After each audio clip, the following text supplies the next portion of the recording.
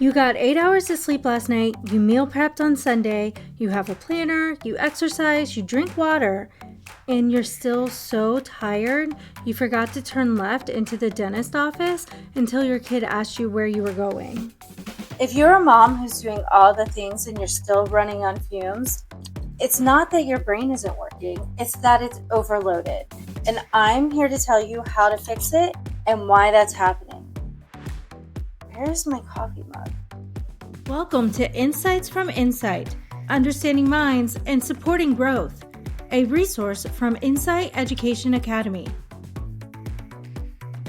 Make sure to like, subscribe, and turn on notifications. You're not just doing tasks, you're running a constant background process. Like right now, you're probably watching this and trying to remember how many eggs you used this morning.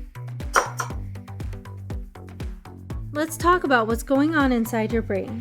Here's something nobody told you about being a parent, especially if you're the default parent, the one who holds the entire family operation in their head. Researchers call this cognitive labor, and a 2019 study found that mothers overwhelmingly carry this invisible workload. Not just the physical task, but the thinking, planning, anticipating, and coordinating that nobody sees and nobody thanks you for. You're not exhausted because you're weak. You're exhausted because you're running a massive project management system without any software, without an assistant, and without an off switch. Your prefrontal cortex, the front part of your brain behind your forehead, is your command center.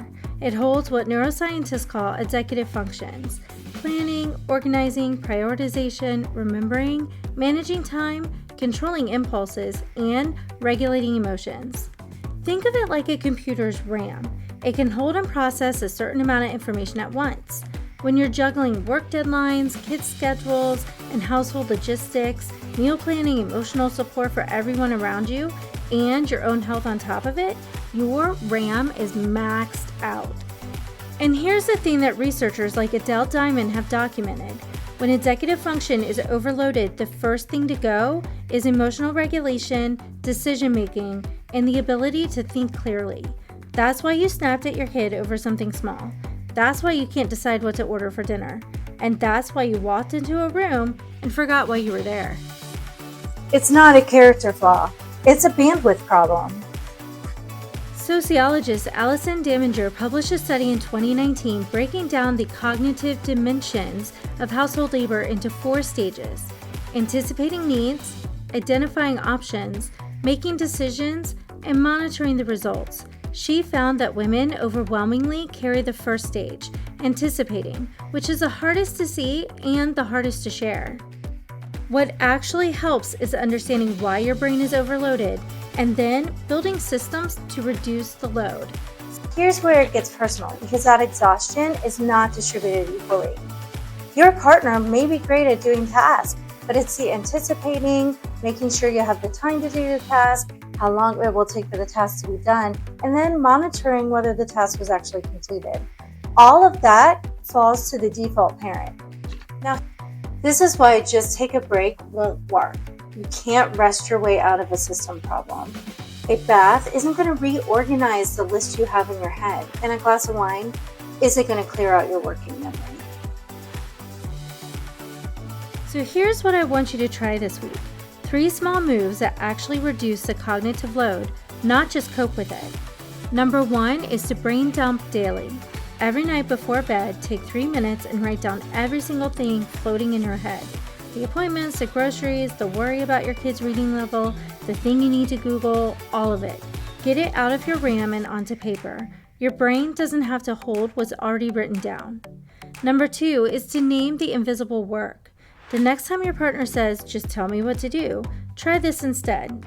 I need you to own this entire category, not wait for me to assign it. Own it from thinking about it to making sure it's done. Anticipating is the exhausting part.